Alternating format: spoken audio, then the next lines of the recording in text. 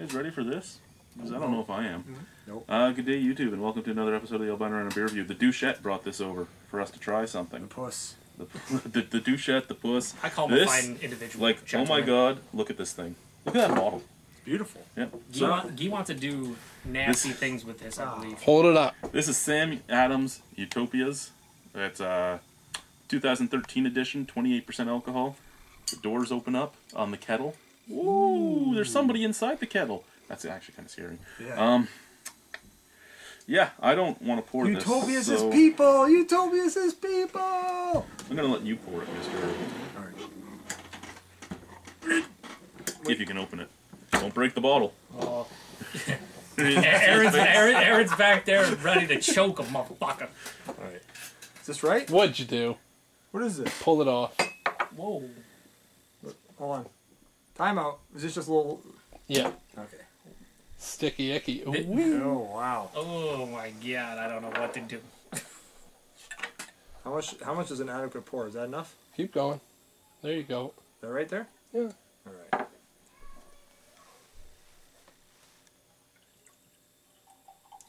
Oh. He's wasting it. He's wasting it! Don't have to give me as much as you guys took. I'm not even sure There we're you go. supposed to get as much as he said. Well. Yeah, that's about right. Just so you guys know, we're not bogarting Aaron's beer. He is having another one that one of us brought, so he can actually sample it while he's here, as opposed to drinking the Utopia, which he's probably going to be able to It's only sample. 28%. I mean, come on. You want to take that middle one? Yep. Well, not to mention that I noticed when I was pouring, I was getting my fingers all around, and I just... All right. Alrighty. Well, first off, that's a beautiful color. That's what, mahogany? Red? Yeah. Screw the color. Look at the legs on this. No, not even ruby. Oh my.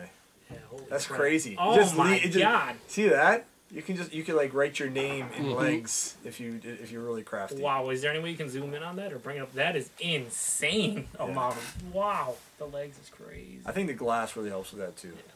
I love these glasses. Yeah. We're geeking out, it's cool. Yeah. So No head, obviously. No head, lots of legs, beautiful, beautiful looking beer.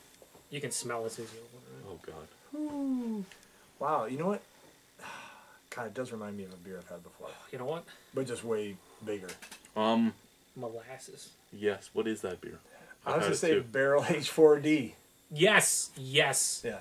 yes. That's exactly what it smells like, but just... Obviously a more boozy. Well, I don't know, that one's pretty boozy too. Dude, more boozy.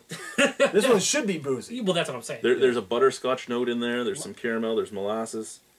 Now the maple, I'm not picking it up all that much in the nose. You get a lot of maple? I'm getting maple, but I'm not getting a lot of maple.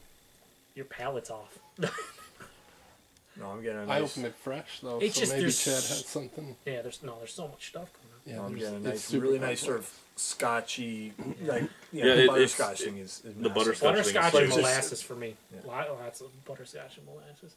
It just smells like a super Candy. rich dessert. Yeah. I call Barrel H4D's candy. This is just Yeah. candy on another level. Orange candies, to be specific. Let's try it. Is it orange candy? No. Cheers. Cheers. Thank you, Aaron. Thank Really you, Aaron. Appreciate it, good sir.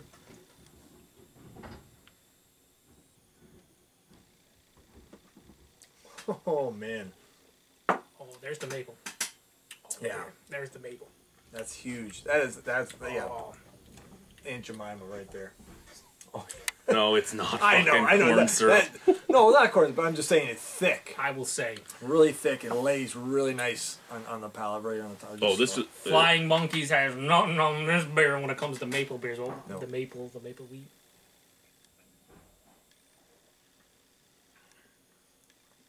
I love it. It just you know, I like beers that are big enough where they have a nice big coating of the tongue and the palate, but they have a nice nose with it. You know, so it rolls back up in you know, in the back of your throat and the top of your mouth. Great thing about this, before we even go on the flavors, is I'm that starting to get a whiff of it up over here now. it's like a nice liqueur, but there's there's very minimal booze characteristic at all, just a little bit, and that's what's Oh, I don't know. There's a huge warming, which is a big boost. But I meant like in the taste and in your there nose and whatnot. I'm like, yeah, obviously, no, I'm not getting any more. I'm good. No, it's all more maple and all refined. butterscotch is what Yeah. it tastes like. There's a warming. There's no actual alcohol burn. There's just a warming. Yeah. Yeah, some molasses in there, some caramels, but butterscotch and maple are the big things. And you're right, it's super thick. It just covers your mouth. Yeah. Each sip, like that sip right there, was just a huge dose of caramel. The one before that was molasses. My initial one was maple. So it's like 3 different characteristics on 3 different sips. It's kind of insane to me. I really have never had a beer that's been... Well, if you do that, what do they call it? One kind of sip where you and just sort of pull it back as opposed to let it, Like the wine connoisseur. Yeah, something like that. You get different notes from it. But it's honestly, what more is there to say? And you should, fuck what we're saying, find this, drink it. Because there's no words that can adequately sum up what I'm drinking right now. It's I'm getting a huge fruity component up front, too. Not really sure to place what fruit it is. Almost like a dark berry, almost, or something similar to that. Fig. Mm-hmm, sure, yeah. Yeah, I'm thinking more berry, though, for me. Like, I'm not really picking up a fig. No, I'd say... It's kind of like almost like a red berry. I don't know. Not like a raspberry, but something... I don't know. It's pretty awesome what it is. Huh? Cherry or cranberry? A cherry. You know what? Like a black cherry almost, no. Yeah. Like a darker fruit, but not to the fig, plum, raisin type. It's more of like the cherry vibe that I'm getting. How about you? You haven't said much other than just butterscotch and maple. Is that really all you're getting? He's just watching the legs. Yeah, the legs on this. This is ridiculous. Hold it up. Someone hold it up. Ewart's looks awesome, actually. Yours looks Move it in. Eh? Like move it closer to the middle. Did you just say, eh? What did you say there, Sonny? Yeah, you could kind of get it. Wow. Thank you so much, sir. This is incredible. We've all brought a lot of great beers, and I was Chad's gotten hoping a you lot of guys great would beers. shit on it. But yeah, I mean... I'm going to shit on the price, but that's it. Yeah.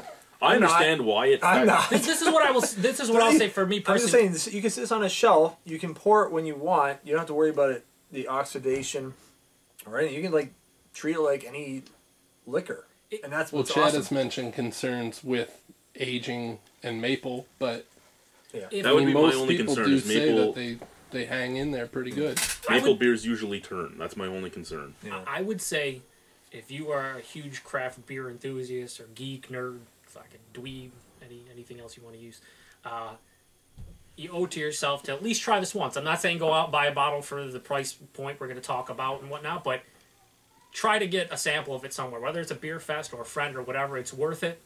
It is an amazing beer. I've heard in the States there are a lot of bars that will charge about $30 for an ounce or so. That's still tough. I'm not sure about that. Yeah, that's a lot. Seriously. But you're thinking that a bottle costs $2.52 or whatever. $2.30. And most bars are going to try and get the money out of the booze in 8 shots. So that would be about the right price point for them. The problem is in the States, the suggested retail price is $1.99. I've yet to see it under $2.30. So they're trying to make as much money possible. Usually around the $2.40, $2.50 range. So to get it for the price you did, I would have personally paid it if I could have got my hands on it. I don't live in Canada, and I'm probably sure unless I knew somebody who would buy it for me, it wasn't happening. Yeah. Wow. It tastes amazing. It does. You can't take that away from it. Would you really consider it a beer, though? It's hard. It's a hybrid. I know it's a beer, so I'm sort of resigned to calling it a beer. If you would just pour this into me in a glass, well, first of all, you poured it to me in a Glencairn glass, I would have not thought it was a beer. No. If you poured it to me anything, or if I just taste it, because I've had barrel aged 4D, I might think it could be along those lines, but your first instinct is not. It's not a beer. No, first instinct for me is like a maple whiskey. Yes. Right. Yeah. Almost like the maple whiskey I've given you. Yeah, I think the maple component to that is obviously a bit heavier for me than the whiskey, which it should be. But, yeah, I mean, as you continue to drink it, though, you just get a lot of the nice characteristics that you do get in, like, a nice barrel-aged imperial stout or even barley wine where, you're getting a lot of... Like, I got the black cherry and then the caramel and the toffee and butterscotch and so on and so forth. But, yeah, regardless of whether you want to consider this a liquor or... a beer. It's a damn fine drink, and really appreciate the chance to try this here. Thank you, sir. No problem. Yep. I'll tell you what, there's a reason why I kind of like it, and it's that I've been looking for something a little stronger to have on little special stronger. occasions. A little. Little. But I don't Very want to dangerous dedicate beer. the time that I'm dedicating now being into craft beer, trying to become a Scotch head or whatever. Yeah. So this sort of fits into that role for me, and it plays a really special role without me having to really become a connoisseur of an entirely different genre of drinks. Right. I No. agree. That's After a long night of tasting or beer drinking or good beer drinking, this would be a really nice nightcap. Because I know I like to finish the night with a whiskey or whatever, so this is an incredible nightcap. There's only one place to go from here, and that's straight down. So nice that we started the night with this amazing beverage, and look forward to the rest of the shit reviews tonight. Great times. out of 10. What would you give it? Oh yeah, you piece of eye. You didn't even get. I'm giving it a 2. Yeah. A fucking 10. It's a 10. It's a 10. The experience, everything else. I'm not gonna think about price on it because I don't want it to ruin it. It's 10. Yeah, I can't bring in the price point, and you paid $115 for it. It's 20. There's 24 some odd ounces in it. So you're looking at just what? Would you stop talking about price? Well, I'm just thinking. What's the beer? I'm You're talking looking- for you're him, but looking- I'm You're looking looking at at it being the same price as like a Lagavulin 16, which is my favorite Scotch. Right. So would I buy this over my favorite Scotch? Probably not. But this would be a close second for me because Ooh, the taste on this is, that's a tough call. Yeah. the taste on this is so good. But if I'm going to spend that much money, do I want to buy a Sam Adams beer that tastes a lot like it, or do I want to buy the like 41% alcohol Scotch that just tastes like I drank a campfire? I know. All right, so The Lagavulin 16 is more readily available, so Yes. I'll take this, and then I can get the 16 later on. I was just gonna say it's like 4 something an ounce, high 4s, right? I don't bring it in price into my final rating, but I'm just saying for like you, it's $4 an ounce basically I for never like do four basic four math. and 90. I'm sure. Yeah, 10, 5 out of 5. It's 10. The Fucking 10. It's a 10. Yeah, for the experience, for the taste and all that, I have to give it a 10 as well. If I'm rating it the way I normally rate stuff, 9, I could still buy it. And A 9. well, no, it's Oh, you really took it down a notch. the you price. slammed it. Like I just said, 9. the thing that comes against it is if I have $115 sitting in my pocket, do I pick up this or do I pick up the bottle of Scotch that I know I love, Or do you pay off some bills? or do I pay off some bills? But you know what? do I buy my kids a birthday present? Do we you know? have dinner tonight? It's Yeah, like one of those you things, know, it's a for the rest special of the week. occasion beer. It's a special occasion purchase. Yes, and that's the good thing about this is like the Scotch, this could sit. I don't want to drink the rest of it. It's just a little sip. I can't do it. All right, 10's around. Yeah, 10's around. And a slam. Thank you very much, Douchette. Cheers.